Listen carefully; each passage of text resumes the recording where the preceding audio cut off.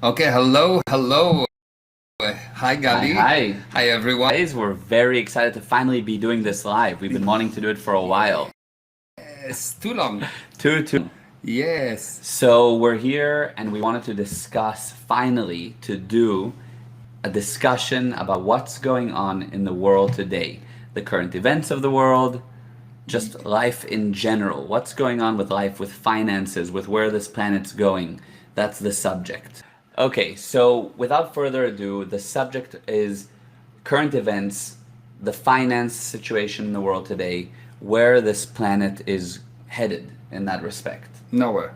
Nowhere. Okay, good. So the situation is quite simple. If you actually look at the problem is simple. Maybe it's complex to people, but they're simple. Okay. You have a situation where all the governments in print money, and all the people reduce their production. Yes. And so you've got more and more. It's much like a business. Think about a business that spend money, take loans, and spend money, and actually don't produce anything. What will happen to the business? It will go bankrupt. Yeah, of course. That's what happened. We're going to go towards a bankruptcy on a global basis, and the question, of course, would be what will happen, what will be the handling. Yeah, what will you do, and also how is it different? Like everybody thinks 2008 worse than 2008, or how do you compare it? Yeah, the order of magnitude is worse because when you had the financial meltdown, there was one country that spent more than it makes in one area or in more than one area, and that affected the global situation, and it took back the whole global situation by 5 years, 10 years, and there was a recovery sooner or later. Yeah. Sometimes it took 5 years, sometimes 10, 20 years. It happened with the dot-com bubble. It happened with the real estate bubble. It happened before quite a few times, but it was always local. Yes. What we're talking about here is worldwide, and what we're talking about is 10 times, 20 times, 30 times more expenses, and 20 times less production. Yes. So the disaster is so big that the handling will have to be different. Yes. It's not just, well, we didn't sell and we need to sell more, if I compare it to a business. It Yeah. is, this business went bankrupt, we owe a lot of money to a lot of people. What do we do now? Yes, exactly. So, but then on the flip side of that, people are saying, well, okay, but you have governments that stimulated the economy. They gave money to businesses to survive. They gave money to people they have more money to still go out, do what they, Yeah. so that theoretically things should be stimulated. No? Yes. Yeah. It is like a saying for a business, we have a lot of money because we borrowed money from the bank. It's not, but it's even worse because that bank is not really a bank. Someone gave you paper money or monopoly money. Yeah. Because the government don't have the money. So I think that the basic idea is that if like that, they don't really understand how a whole new work. Yeah. Okay. True. So what's happening in the economy is like that. It starts with someone that has something, Yeah. and that someone that has something go to another person that wants to buy, and I give you something, you give me something of value in return. Yeah. Okay, so it has to have a value. But out of that, somewhere in the middle, to build an infrastructure, you have the tax. And the reason for the tax is so you get an infrastructure which will allow you to exchange more and to produce more. Yes, exactly. So the only reason you get money is because you produce something of value. Yes, 100%. Okay, so now let's look at the government. Yeah, but in the meantime, I do we go. understand the idea of most people to understand that the simple rule that you have something, Yes. otherwise you can't get money. And people right now are getting money For nothing. for nothing. Yes. Yeah. Okay, so person A, you've got you. Yeah.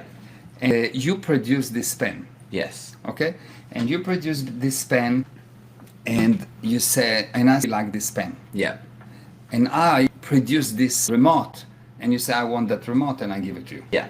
Now, in the case that you don't produce the pen, or I don't produce the remote, there will be no money. Yes, 100%. Okay, good. Now, when you produce the pen and I give you the remote, we took some of it, the button, and we gave it to the government. Yeah. Why? Because we need a better system to exchange the production, okay? Yeah. Now, assume that there is no production. You don't produce any pens. Yeah. All you produce is the cover, but you cannot really sell the cover, Yeah. okay? And assume that I don't have that.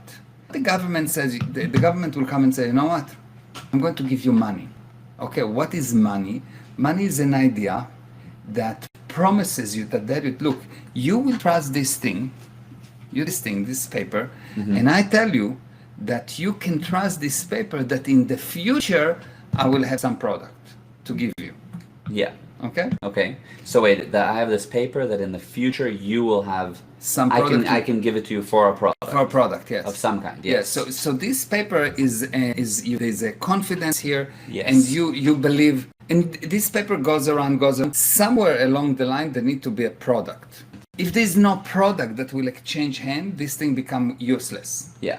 Okay? 100%. Makes Yeah. sense? Yeah. There's no product. So what we have right now is the government print a lot of money, and there will be a product, but there's no production. Number one, yes. Yeah.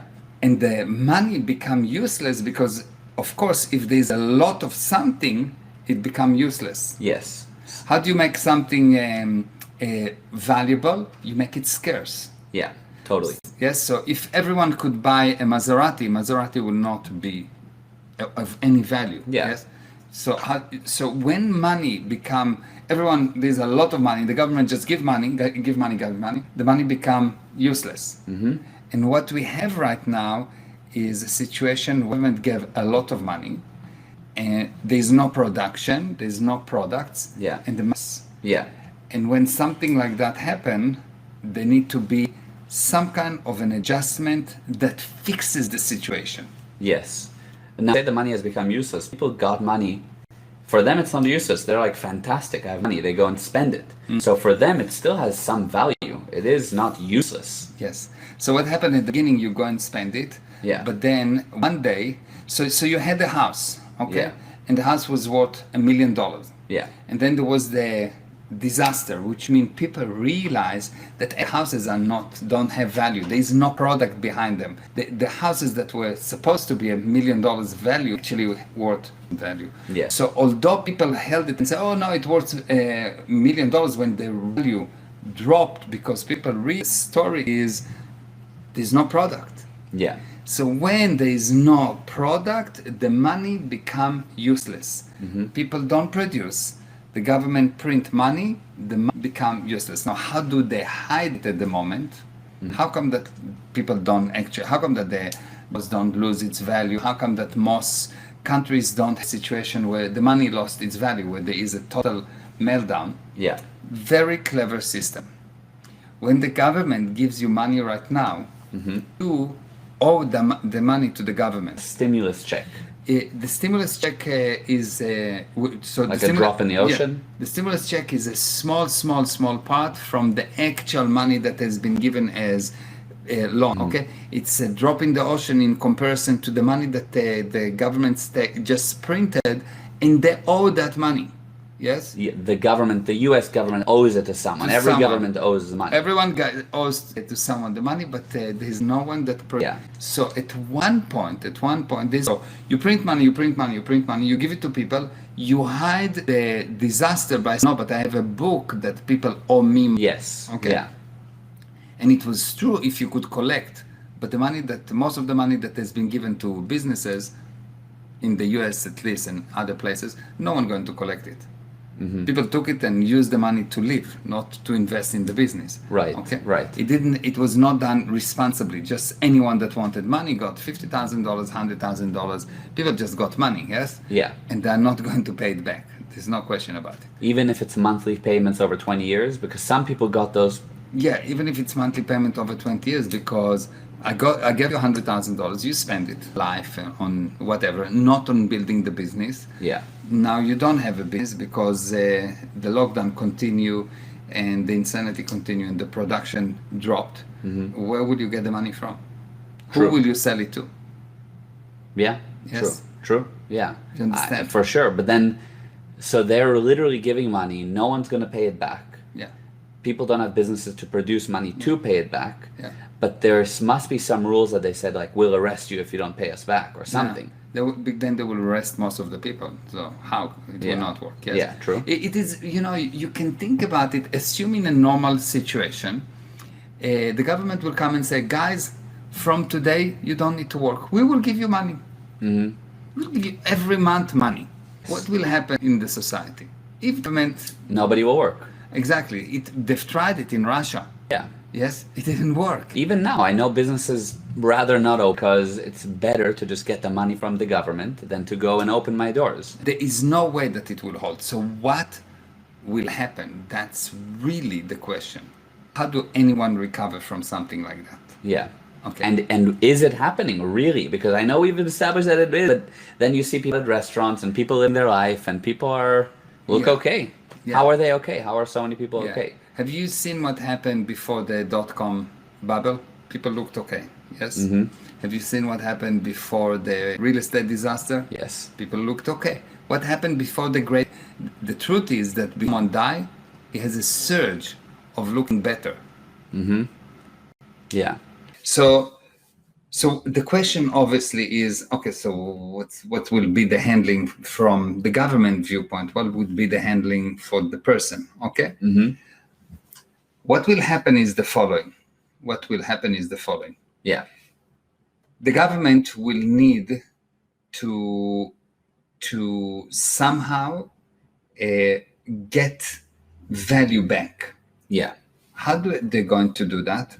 Assume that you own a house. Yeah. Okay. And you have a mortgage. Yeah. And the house is worth $1 million, and the mortgage is 900. So you've got 100,000 in it. Yes. In one day, they will come to you and say, okay, you need to pay it now. And you say, but I don't have 900. Yeah. And they will say, don't worry. You know what? But don't worry. We will take our house. We will own it. The government will own it. So the government now got $1 million worth of real value. Yeah. You will lose the 100,000. You can live in the house. You will pay us for living in the house. But since you are not trusted to pay your debts from now on, you will not have the rights to own anything. Yeah. Because we cannot trust you. Anything that you will buy on credit, you cannot own anything, or maybe you cannot own anything. Depends on how crazy they will go. Yes. So why this thing will be a handling? It is because the government now gets a lot of value. You now work for the government, and we got Russia. Yes. This is really amazing. Now, no one you think, no, but it's not happening. I've seen it happening. It's happened before. It's not the first time that it happened that the bank come and say, okay, you need to pay everything right now, and if not, we're taking it. It happened not long ago. It happened in the US, it happened in Israel, it happened in different places. So the fact that it will happen, there's no question, because that's the only way that I can see that the government can recover. Now, why is it good for the government? What about people who have a mortgage and who rent? We don't have debts. Will we be okay? Yeah, if you rent, you have no problem because you're still renting. But if you have a mortgage, if you have a car that you owe money on, if you owe money to the credit card, if you owe money, you're controlled. If you owe money to someone, you are controlled. That's the basic principle. Yeah. The new upper scale people will be those people that by the time of this crisis will not owe any money to anyone and will have some reserves. So the thing is, everybody owes money. That's the plan. 99% of people owe money. That's the plan. And on top of that, I mean, generally debt is good. I would say debt in terms of for creating more income. Like I own a investment property, so I took out some debt. it can be good, but you're saying in these times debt is not good. Yeah. But everybody has debt. That's exactly, it was planned like that. Actually, the best is not to create debt. The best is to create so much money that you don't need debt. Yeah. But Yes. I mean, all the wealthy people, a lot of wealthy people use debt to create more growth, real estate, things like a lot of major properties were bought with debt. And it's all set up in such a way that when the time will come, all of these people worked for the government. And the only people that will survive is those or that will not fall into the machine, that will not go into the matrix, you may say, is those people that have their own energy. Yeah. That don't owe money. It seems incredible. It seems unreal, maybe. But check and you'll see. If how you don't need to be like, just it's really simple. The government print money, you don't produce. At one point, someone will come to you and say, hey, what's going on? And if the debt is too big, what are you going to do? There need to be some kind of rethinking, of redesign of the system. And that redesign is what's going to happen. It is a redesign of the system that will say, up to now, we were working in one way, and from now, we will change the rules. And really, everything that happened is just a matter of agreement. And if the disaster will be big enough, enough people will believe that it is that it's bad, and it will happen. I mean, I know, for example, in 2008, everyone went into this mentality of, whoa, so we can't spend. So it took way longer to recover. It's not because we can spend. No, that was the mentality of people. They're like, oh my God, we're worried. So everybody held on to their money. Nobody went and spent money on luxuries. It was like contraction. There was no money, probably. And so there was no money. I'm saying that prolonged. But it's not because they didn't spend. There was nothing to spend. Yeah, they had no money to spend. Exactly. So it's not that they had money on sitting somewhere in a safe place and they just decided, well, we will act responsibly. Yeah. Basically, what we're saying is that in 2008, for example, people were in a state where they weren't spending. That's what I said. And I said that they were contracting, and you corrected it by saying that it's not that they were not spending, that they had money and they were acting responsibly and did not spend. They didn't have money. People lost money. The value of property went down. People invested, had properties that became upside down, became negative. So they owe money to the banks. People could not get loans. People lost a lot of money. Yeah, a lot of money has been lost. And the very interesting thing is when people lose money, someone making money. 100%, always. Yes, someone making money. Someone was making money while you lost your property. Yeah, of course. And that someone is the same someone that creating right now the current disaster. And maybe that should be the next discussion of who is behind all of that. Yeah, absolutely. Teresa said, any thoughts on retirement accounts or social security in this crisis? Yeah, it's will lose its value. If I had a retirement account, which I don't have, but if I had, what I would do, I will take it out. I would somehow find a way to use it, somehow turn it around into money I can use now, and I would buy properties in such a way that I don't owe money on the property. So I will not buy property with mortgage. And I would buy properties in areas that already had that adjustment happen. So for example, in South Africa, the real estate market went down by at least 40%. It will go down even more, but not as much. And because people already in South Africa feel the disaster, there is a kind of rehearsal to what happened around the globe. So people already don't have money. There's a lot of stress. Properties under distress. You can buy those properties at 50% of the value. That's a good investment if you can buy the property in cash. Okay, but the average person, first of all, the average person has tons of debt. the average person has, even if they're more established financially, they own properties, but with a mortgage. Sell it right now. Make sure that you've got a few more months to sell it. Get out as much cash as you can. In the cash that you have, pay your debts, and the most important thing, build a production machine. Build the company. Build a production machine, because during the time of .com, there was this idea of the new economy. And the basic idea was that there is something that can come from nothing. So a company that has no income, but had lots of users or potential users, decided that it's worth $1 billion. And everyone say, yeah, it's worth $1 billion because it has a beautiful PowerPoint presentation. Mm-hmm. Yes, that's what they had. Beautiful PowerPoint presentation. And they spend a lot of money on development, but no income. And everyone got the idea that, there's a new economy.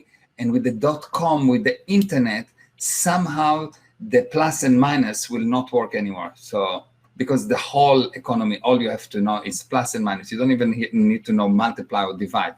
Like, it's so simple, plus and minus. You either make more than you spend, or you make less than you spend. That's it. Yeah. And they spend more than they made. And when you set in those presentations and say, but look, you're spending much more money than you make, how it will work? They said, well, that's the new economy.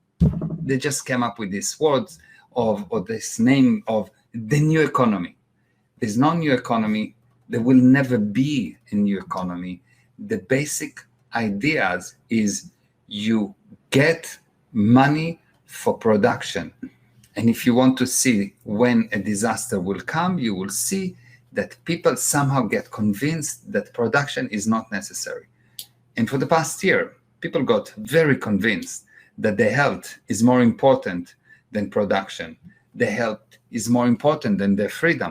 The health is more important than anything. Yeah. And they say, well, my health is so big and I'm so useless, so the government will decide how am I going to keep my body healthy. It's like the government will decide how am I going to maintain my car. Mm-hmm. Insane. It's my car. If I want to clean it, I'll clean it. If I don't want to clean it, I won't. If I want to take it to the garage, I will. And if not, not. Yeah, 100%. Yes. So Lisa says, will the dollar get devalued, or will it just be a matter of properties getting taken by the government? If devalued, by how much, if we're using the US dollar as an example? The dollar will get devalued. The dollar has been devalued already, but it will get devalued. And all the currencies in the world will get devalued, or what I estimate, but I don't want to get anyone crazy, that there will be a new kind of dollar. So there will be a new kind of currency, and every dollar will be worth 10 cents. And you will wake up one day and you had $100 and you'll get 10% out of it. You'll have 10. Okay, so and this thing is things that happen in history. You just don't know them.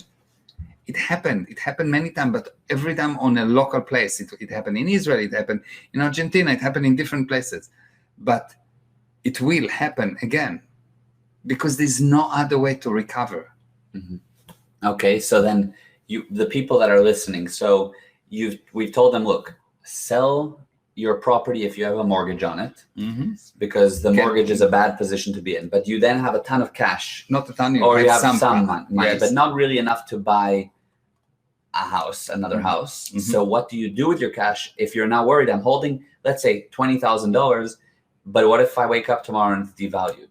Yeah, what you do is you get into groups of people and you buy together a house.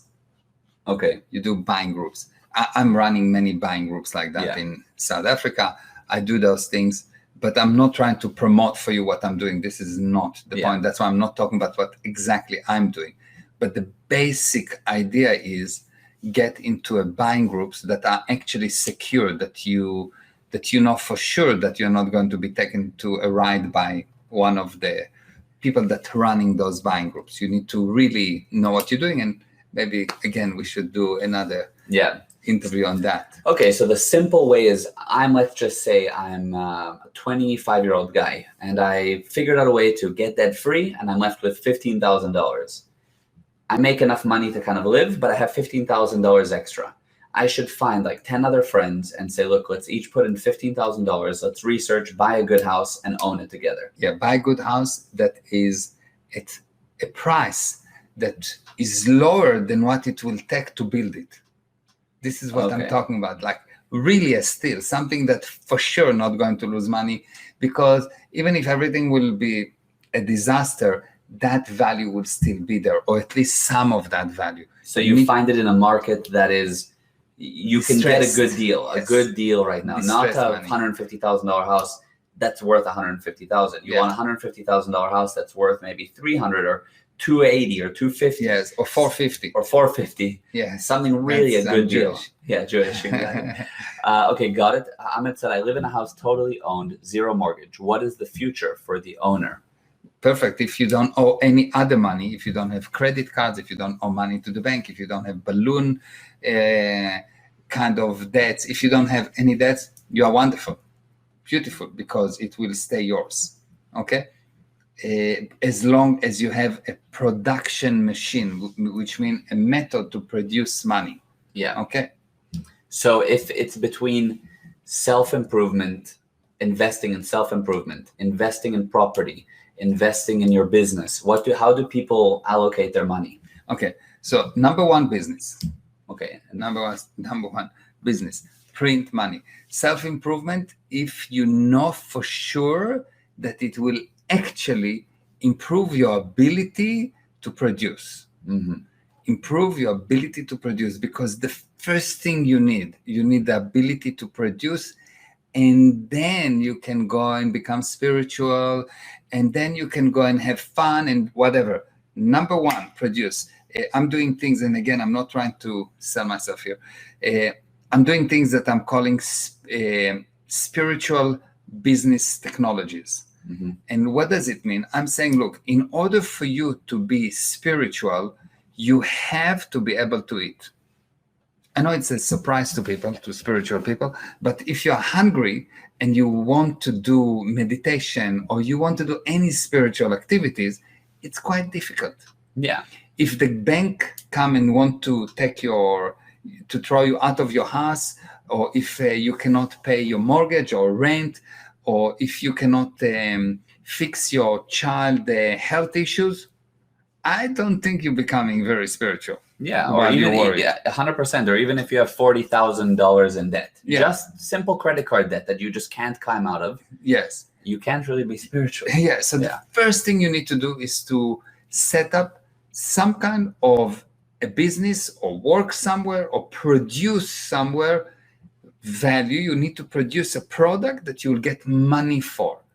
And don't buy all the nonsense of you can do something and sit home and get passive income without doing anything.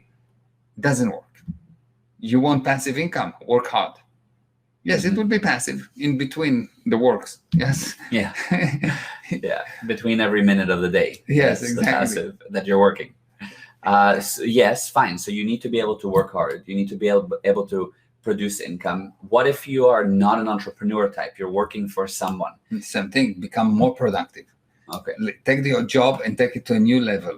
Produce more than expected. Wow your managers. Make yourself so valuable that no one will ever think about moving you, or that they can manage without you, that you become so important to the business that without you asking for a raise, you just think about it and you'll get more money. Mm-hmm. Mm-hmm. Yes, got you. Okay, so then fine. And then just to answer another question here, then first of all, that answers it, I think. And if anyone is an employee and wants to know more, of course, ask more about that. But Lisa said, are you talking about Bitcoin? So let's, for a second, what about Bitcoin, cryptocurrency? Cryptocurrency, no value behind them. No value behind them. Where's the product? True, but similar to money. No value behind money either. No. What's the difference? The difference with money is that the government print it, mm-hmm. and the product is the infrastructure. There's an infrastructure. Yes. Okay. Money has created infrastructure. So what's the problem with the Bitcoin? Bitcoin will go up, up, and it will crash. And you will hear about the people that making money at the up, but you never hear about the people that that lose the money at the crash. Yeah, true. Yes? Of course. So, because if there is a situation that people make money, other people will lose, because where is it coming from? I bought a Bitcoin at $1 and now it is $50,000. Where is it coming from? What's the exchange? What's the value? Where is it coming from? Mm-hmm. Where does money come from? Yeah. In this universe, there is not something out of nothing. Spiritually, you can bring something out of nothing into the physical universe. But in this universe, while you're talking about the changes within this universe, it's not known to men that someone can bring something out of nothing. The same logic of the .com that went up and down, up and down, up and down until it's totally crashed. The same thing with Bitcoin. And every time it looks very, very amazing. And you think, well, but famous people invested in Bitcoin. Yeah. Famous people invested in the .com. True. Yeah. Famous people invested in the real estate scam. The fact that big names invest in something do not change the basic laws of this universe. This universe don't know how to create something out of nothing. If there's no value behind something, it will crash. Yes. So, I see. But is there no way that a bunch of people say, look, there is value in it? Not the problem. You can do that, and it can go for quite a while. Yeah. So and then it will crash. Okay. So like think about any big, think about any Ponzi scheme. People say there is value in it, and then it crash. Yeah. Think about Enron. Yes. Mm-hmm. For years, tens of years, people said there is value in it, and it crashed. Yeah. Think about .com. It didn't happen over a year or 2 years. For years, people said a new economy. They justify it in different way, and it crashed. Yes. Yes. So it will crash. There is not something out of nothing. Totally. Yeah. I mean, and it has crashed before. So the only way, if you want to play with Bitcoin, you play with it to maybe lose it, or maybe to. Should you play with it? No, you should play with that as a game and understand that take your value and go out and be smart about it. And it's just a kind of going to Vegas. You can go to Vegas and make money in blackjack or whatever you play in Vegas, and it's beautiful. Not a problem. You can, but just know that if you start with $100, don't lose the $100. Yes. Yeah, exactly. And people become very, very stingy or greedy, and they want to get more and more and more, and somehow they're losing, because everyone eventually lose in Vegas, other than me. Yeah. Yeah. Okay, good. And then Lisa said, what will the devaluing of the dollar do to our everyday lives? Shopping for food, clothes, etc. There will be a total reset of the way that people live their life. So really what you need to think about is take Russia together with some kind of very, very democratic country in Europe, and put it together, or very socialistic country in Europe, and put it together where everything is controlled by the government, everything is supplied by the government, and you can spend because the government pays you, but as long as you do exactly what the governments tell you. And they will decide which product get produced. They will decide which companies will produce what product. They will decide what the conversation is. They will decide what you're allowed to think. They will decide everything. Because if you don't think like the common narrative in Russia or in communist Russia, then you simply don't get food. It's very simple. And it's an unbelievable way of life, and people live like that in Russia. It's just going to be with the volume up, because people went down in terms of their spiritual condition, and people today are anything but logical. most people agree to things that they would that 50 years ago no one would agree to. Yeah. The robbing of freedom, the fear of a disease, that is part of life. If you don't die, you don't live. Yes. So you want to live, you need to know it's part of life. I know it sounds like weird, but people don't know it. Yeah. And they try to prevent that. It's like insane. You're going to die, and if Sorry, go ahead. yeah, you're going to die, and if you don't understand that, you will be afraid. So you live, but you don't alive. It's like to live in fear, you don't live. Yeah. Because life is actually the ability to communicate. You are as alive as you can communicate. And when you see that people agree not to communicate by mask, by social distancing, which is an oxymoron, by being afraid. Afraid is, the word fear mean the unwillingness or the prevention of communication. It's not life. It's not life. It's not even that. It's worse. It's being a zombie. It's being a machine. Yeah. And I was going to say, like, you said people need to know that death is part of life, and all of a sudden people are scared of death. But the thing is, even on a more simple level, getting sick or viruses, forget about dying, but just it's normal to get sick. Yeah, it's good. Like, you don't prevent it. Just it happens. It's part of living. It's like you improve and you do things, blah blah blah. But generally, if you look at that, if everyone is, I think that one of the best thing to understand it is like that. Israel has a very strong military, okay? And in the Second Lebanon War, and I'm not talking about politics, right, wrong, nothing like that.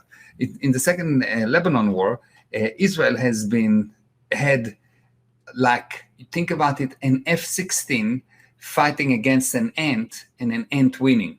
Yes? The other side practically win. How did they win? Because Israel decided that their ideal picture of an army is no one dying in the army.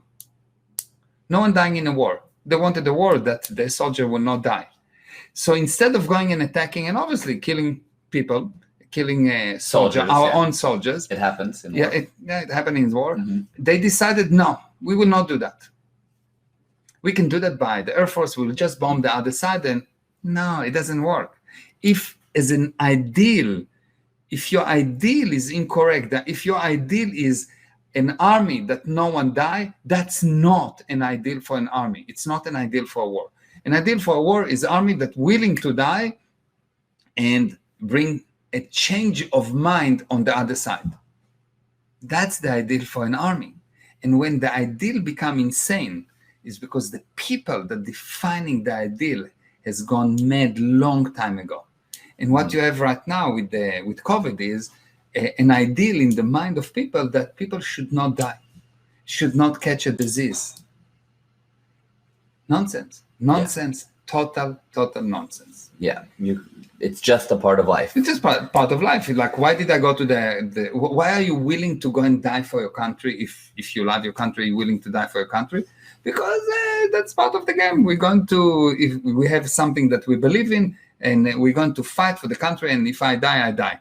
And not a problem. I heard, by the way, that after you die, they give you a free body. You don't need even to pay for it. So it's not important if there's some kind of financial disaster. It's actually okay. Still going to get the body, yes? Yeah, exactly. Yeah.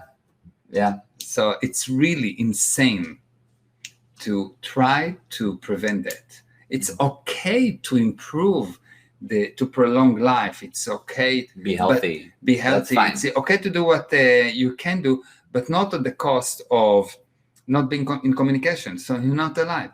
Not at the cost of being afraid. It's not at the cost of being afraid. Yeah. If you need to live in fear, it's better for you not to live. Seriously. 100%. Yeah. Let's see what was Meir, your son talked about yield farming, smart contracts. Tony, I didn't totally understand your question. If you're still on, please resend that.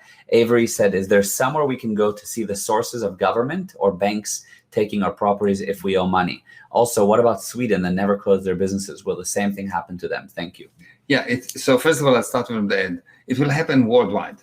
Even if the one country did not close the businesses, it will happen worldwide because the economy is a worldwide economy. With the advent of the internet and communication lines and flying and so on, the world become one place. Okay? Yeah, Sweden's businesses were still really affected, Yes, even though they were operational.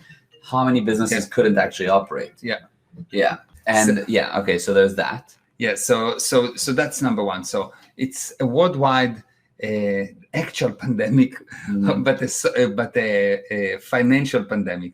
The COVID is not a pandemic. Yes. Why do I say that COVID is not a pandemic? Because in a pandemic, you need 10% of the population to die before it becomes a pandemic. 8 billion people, 10% will be how much? 800 million. 800 million. We're not in the area code. So this is not pandemic. And actually, the total number of people that die last year is more or less the same or less than what happened the year before and before. So this is not pandemic. This is nonsense. What was the second part of the question? Is there somewhere we can go to see the sources of government? Oh, yes. The internet. The property. Just go onto the internet and do searches and you can find. Okay, good. And then Susan said, what do you mean? People will live, but with the volume up. Did I hear correctly? You were saying the volume up as in like Russia and all that. Yes, the suppression that happened in Russia will be the same suppression, but with the volume up. It will be much worse. The control will be more. Why? Because in Russia, you didn't have phone surveillance. You didn't have cameras in every corner. You didn't have the internet. You didn't have every phone listening in to your conversation. You didn't have all of those things. People think that 5G is a problem or that the privacy is a problem. The problem is not your privacy. That's not the problem. There is no privacy long ago. The problem is your freedom of speech, and are you willing to communicate or not? When someone is worried about his privacy, it's just another way. It's a covert way to some not willing to communicate. Yeah. It's really worrying about privacy is just a covert way to some not willing to communicate. Mm-hmm. And I'm not saying that privacy should be thrown into the bin, but that's not the problem. There are many bigger problems. And the biggest problem is, are you willing to communicate or are you afraid? If you're afraid, you're not alive. Mm-hmm. If you're afraid, you're not alive. You really have to get it. If you're afraid, you are not alive. And you need to decide, are you going to be healthy or alive? Yes, totally. I fully agree. Tony said, Gal, you did a YouTube video, Bitcoin. Yes, so Tony, that was a interview I did with a friend of mine who is very into Bitcoin, and he was just explaining a part of Bitcoin and how you can use it if you want. Yeah, you can use Bitcoin as I said earlier. Yeah. But you need to know, there's no value. It's cheating. It's not stable at all, at least. At the very least, it's not stable. It's cheating. Yeah, in Israel, there was the same thing, Susan. In Israel, I wake up in one day, and there was an Israeli did not have shekel. The currency of Israel used to be lira, Israeli lira. And in one day, they took an Israeli lira and turned it from every 100 lira become 1 shekel. What? 1%? Over no time, in one day.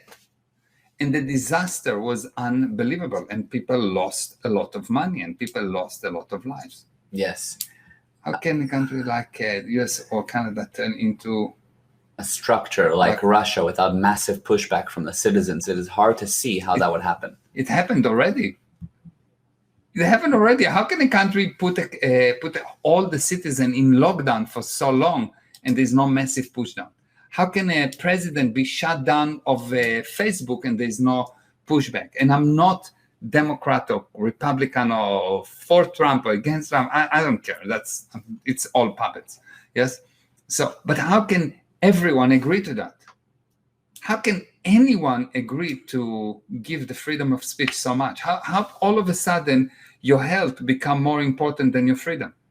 It's mind-blowing how people agreed. Just your businesses are shut down, and everyone's like, okay. 9/11. Okay, from now on we're going to strip you in every corner. We're going to spy on you. And everyone agree. Yeah. Yeah. And David said hello earlier. So hi, David. And Susan said also 2 years ago, India confiscated all the banking was to get control of the forgery going on. Yeah. Guys, I want to tell you something.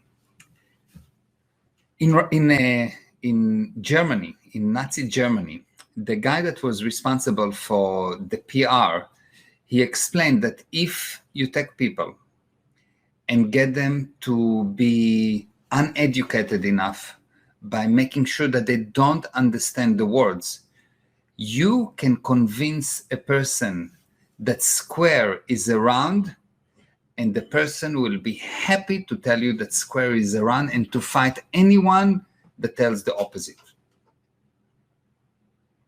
With with knowing how people work, you can see that you can take people and convince them to anything. Why? Because the average man in the street, 99% of people never actually learned what does it mean logic and how to be logical. And so how do you know that? Look around and see that most people, most of the time, doing illogical things. How do I know? Most people, most of the time, fail. So obviously they're not doing the logical thing. If most of the people fail most of the time, it is clear that they are not logical. And you think, but I am logical. Every time you failed, you were not logical. If you were on, how do you call this movie where he take this pill that he becomes super smart? Limitless. Yes. The drug was NZT. Yeah. So if you take Bradley Cooper, yeah. Yes. If you are on NZT, obviously you are super logical. You never fail. If you fail, you are not logical. But what's the problem is that when a person is not logical, he doesn't know that he's not logical. He doesn't know. When a person is afraid, he cannot be logical. You cannot be logical and afraid. Why? Because in order to be logical, you need data. When you're afraid, you try to prevent data from coming towards you. If you're afraid, you close your eyes and you're running away from the data.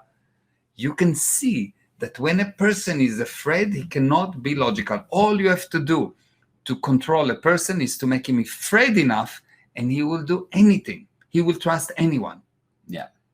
And that's what's happening. And the problem is that people think, no, but I am logical.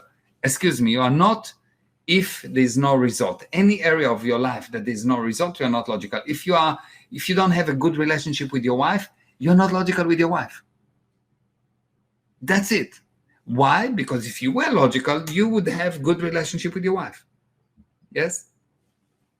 If you are not successful in your business, you are not logical on the way you're running your business. If you are not, if you don't have a good, healthy body, you're not logical in regards to your handling of the body. Mm-hmm. And not being logical, to take a whole society and make them illogical, meaning not able to evaluate and to say, hey, this is not okay. All you have to do is to make them afraid enough. If you go 150 to 100 years ago, where the word of a person was his bond, when a person had pride, when a person had, when people were trusted, at that you would see that those people were not afraid. If they needed, they took out the sword and they fought. The biggest crime was to be afraid, to be a coward. The biggest crime was to be a coward. Today, the biggest crime is to be brave. Today, what admired is the person that is fearful, the person that is no one, the person that tried to hide. That submits to the rules. Yeah, that submit to the rule. Follows protocol. Yeah. Yeah. It's a totally different viewpoint. And you can see that the society that is afraid is a gone society.